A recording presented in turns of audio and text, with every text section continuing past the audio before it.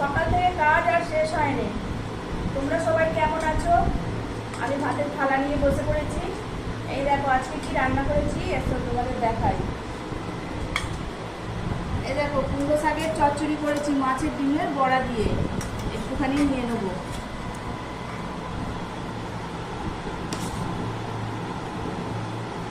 আর এটা সবজি দিয়ে, সব রকম সবজি দিয়ে, কাঁচকলা, পেঁপে, আলু, গেঁড়ি দিয়ে ঝোল করেছি। আর এখানে মাছ করেছি,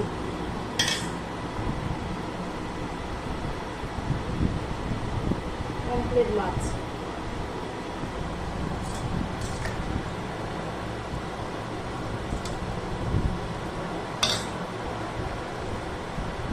তোমরাও খাবে তো, এসো।